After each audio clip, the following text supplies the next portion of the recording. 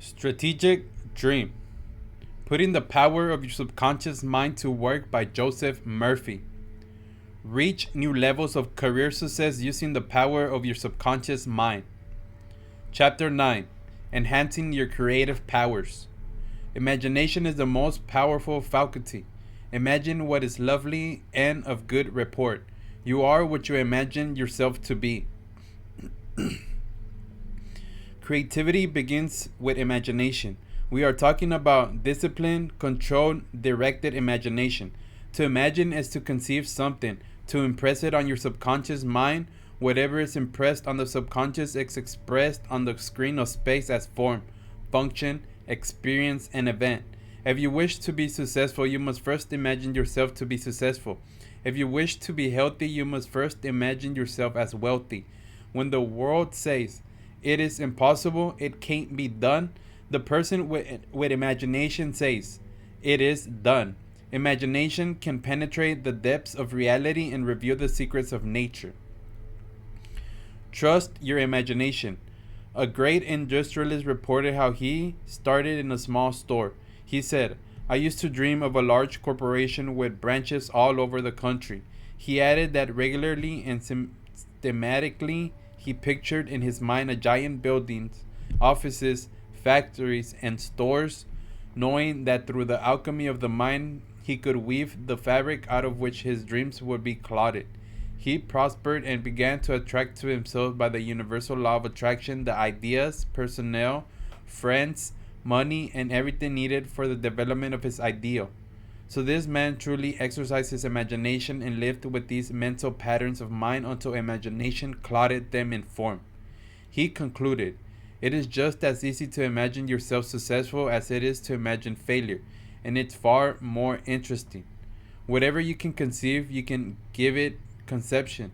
You impregnate your subconscious mind with the picture of the idea, the ideal.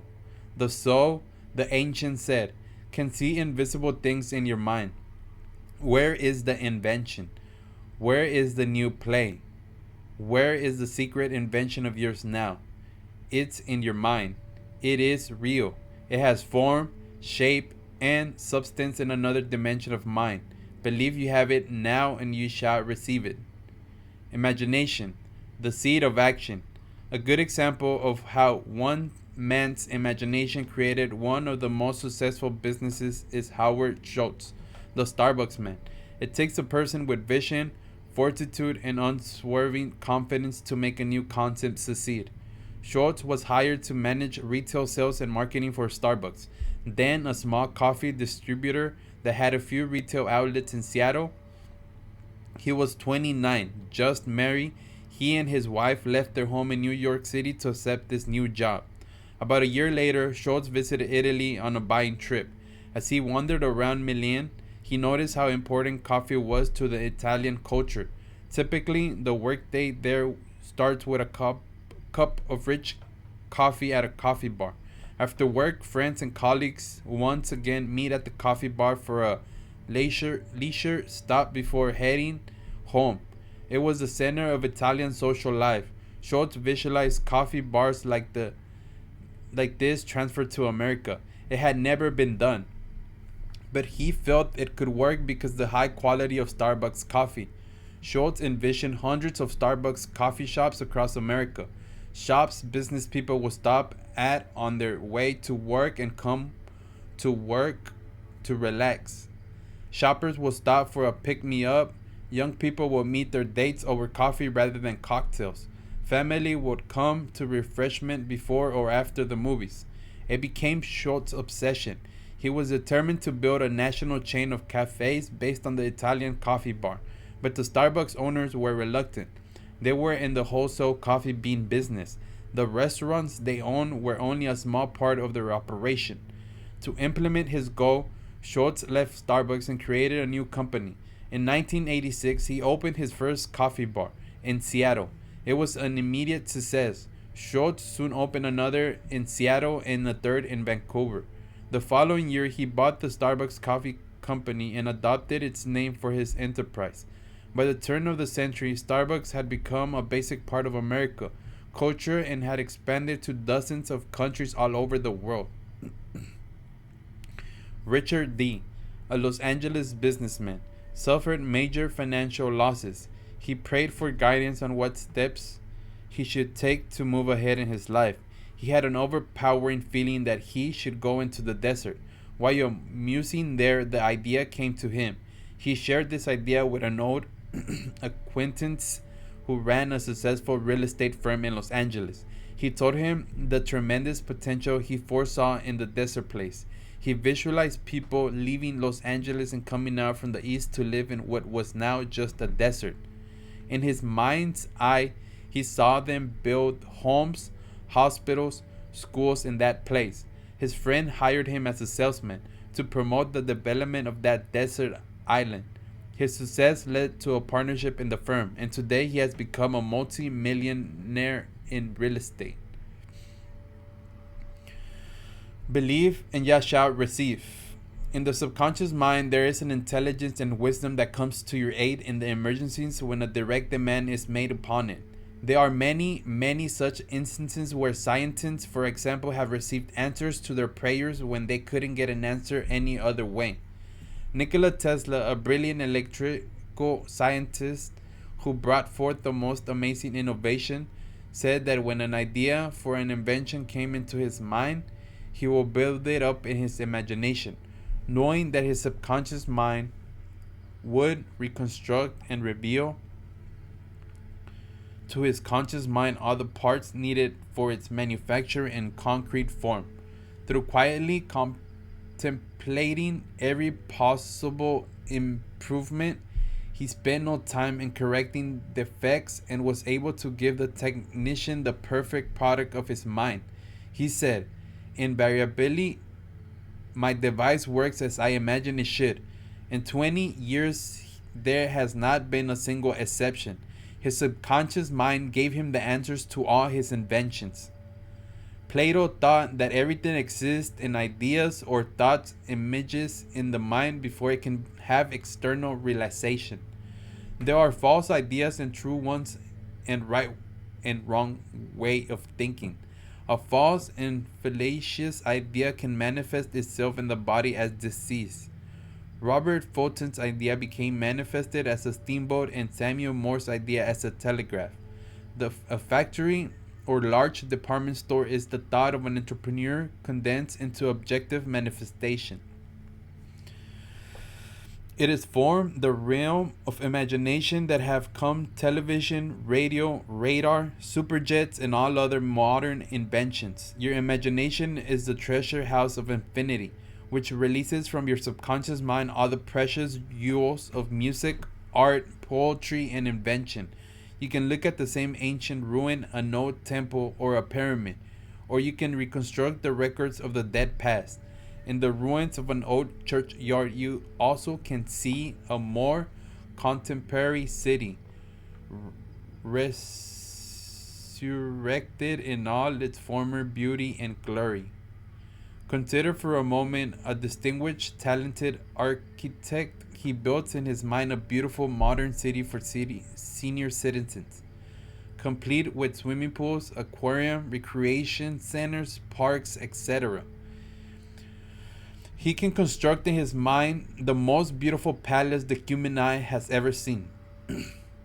He can visualize the buildings in their entirety completely erected before he ever gives his plans to the builders. His inner riches create outer riches for himself and for countless others. You are the architect of your future. You can now look at an acorn and, with your imaginative eye, construct a magnificent forest full of rivers, streams, and rivulets. You could people the forest with all kinds of life. Furthermore, you could hang a bow of every cloud. You could look at the desert and cause it to rejoice and blossom as a rose. People who are gifted with intuition and imagination find water in the desert, and they create cities where formerly others saw only sand and wilderness. What your What you imagine as truly already exists in your mind, and if you remain faithful to your ideal, it will one day objectify itself. The master architect within you will project on the screen of visibility that which you impressed on your mind. Imagining promotes creativity. Mario A was a young chemist who worked for a company that had hired to manufacture a certain dye, but had failed. He was given the assignment when they first employed him. He ignored dye's history of failure and synthesized the compound without any difficulty. His superiors were amazed and wanted to know his secret. His answer was that he imagined that he had the answers. Pressed further by his superior, he said that he could clearly see the letters answer in blazing red color in his mind. Then he created a vacuum underneath the letters, knowing that he imagined the chemical formula underneath the letters, his subconscious will fill it in. The third night, he had a dream in which he completely formula and a technique for making the compound were clearly presented. This resulted in a wonderful promotion to an executive capacity in organization for his young chemist. Be faithful to the end, full of faith every step of the way, persisting to the finish and knowing in your heart that the end is secure because you've seen it. Having seen and felt the end, you have willed the means to its realization.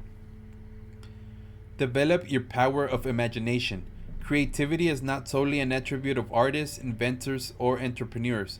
All of us have the power within us. All we have to do is develop it and bring it into the surface.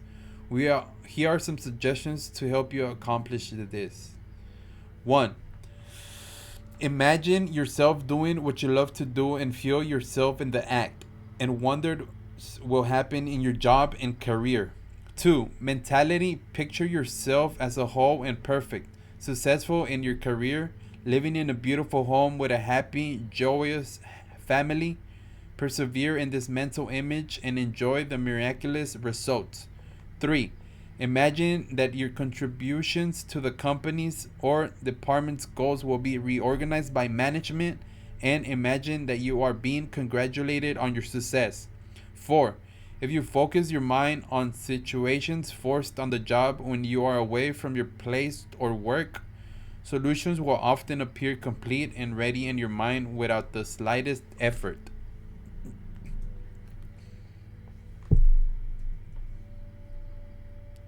5. Visualize in your mind the steps you must take to climb up the career ladder or develop the business you wish to form. Make it vivid, real, natural, dramatic, and exciting. Your subconscious mind will accept what you imagine and feel, and it will bring it to pass. Edward Harriman imagined a railroad across America. With pen and paper, he traced the imaginary line across the continent. The image he had in his mind was backed up by faith and confidence. It revolutionized industry and commerce and put millions to work, making untold fortunes for himself and many others. Imagine the reality of your desire now and live in the role of your imagination. Your inner action must correspond to the action you would physically perform after realizing your desire. Never stop being creative. Don't let fear of rejection keep you from making creative suggestions.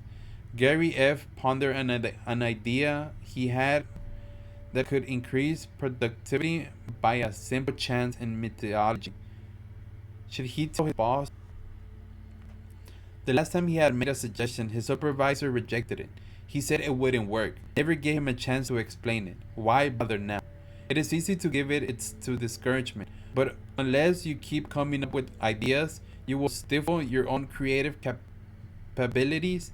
Innovation must be on by constant use. People tend to worry about how others will receive ideas.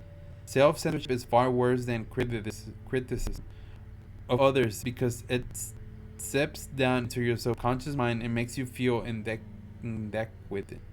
Sure, you will make mistakes. You will make suggestions and don't work.